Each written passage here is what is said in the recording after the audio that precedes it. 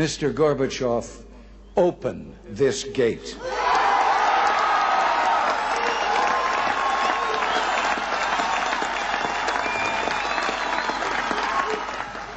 Mr. Gorbachev, tear down this wall. According to the Times, those 4 words will forever be remembered as the final push towards a new era. The Reagan administration not only tore down the Berlin Wall and unified Germany for the first time in 40 years, but saw an end to the Cold War and ushered in a new era of relations between the US and Soviet Russia. This, though, was not the only accomplishment of the Reagan administration. Ronald Reagan and his administration pushed for new changes to the US government and foreign countries. Today we will be talking about the history and political advances of the 40th president.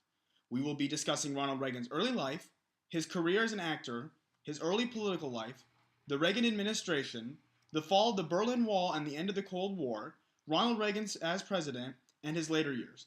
First of all, we will talk about Ronald Reagan's early life. Ronald Wilson Reagan was born on February 6, 1911 in Tampico, Illinois. He was born to Jack and Nellie Reagan, a devout Catholic and disciple of Christ respectfully. Because his family moved often as a child, Reagan became close to his family and was a very introvert child. Because his parents were 2 different religions, Reagan learned to respect everyone since they all held different beliefs. He played many sports in high school such as football and track. He graduated in 1932 from Eureka College with a major in economics and sociology. After graduating from college, Reagan moved to California to start his acting career. When Reagan moved to California, he got a job working for Warner Brothers.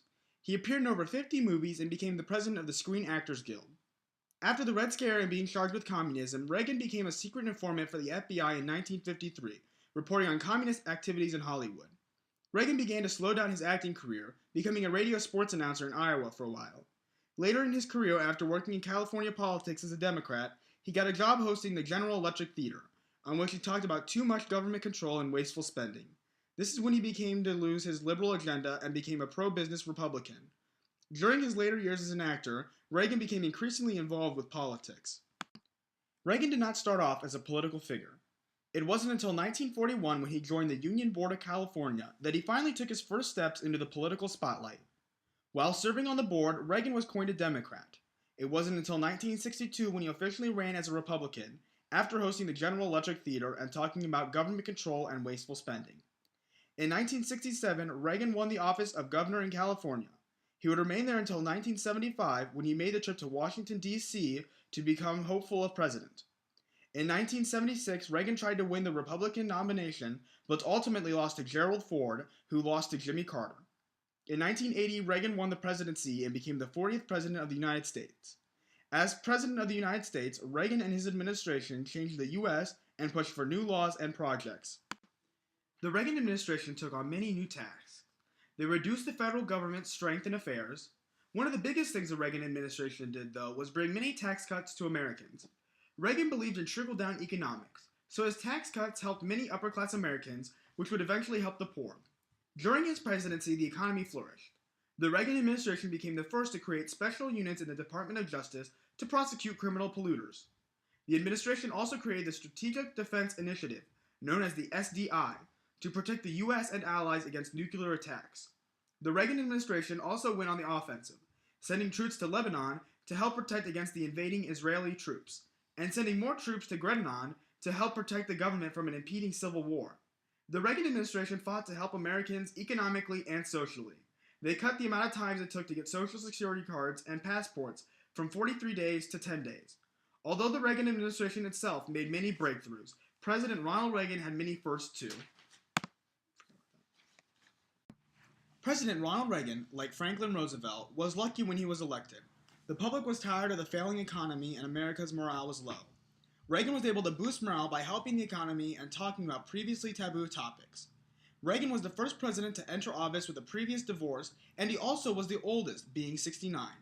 He was also the first president to nominate a woman to serve in the Supreme Court, Sandra Day O'Connor, and he was the first president to address HIV as a problem. Reagan also went around to colleges promoting education. He visited Purdue University in April of 1987. Reagan also was the first president after Kennedy to have an assassination attempt that became serious.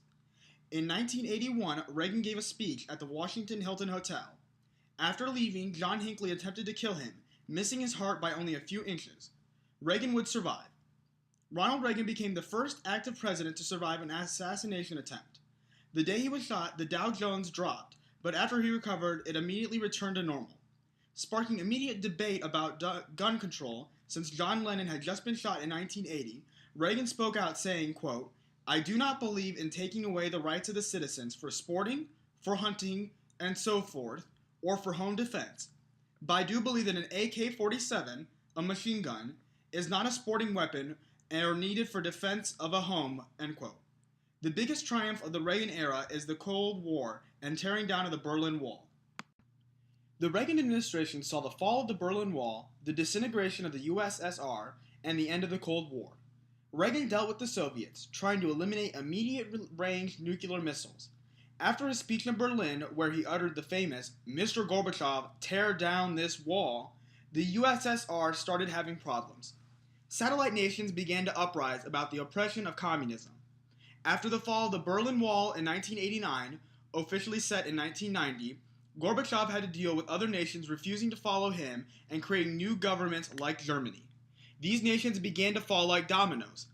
Ironic, right? After the Berlin Wall fell, Winston Churchill's Iron Curtain was boiled down, and now East and West were once again whole.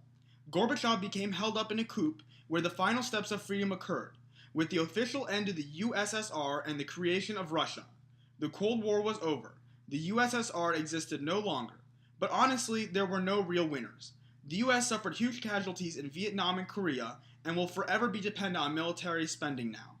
After being president, Ronald Reagan set out to live the rest of his life in peace. After being president, Reagan was diagnosed with Alzheimer's disease. He became less and less public as his mind began to fade. He passed away on June 5, 2004 in Los Angeles at the age of 93. And at the time, he was the longest living president, until Gerald Ford surpassed him in 2006.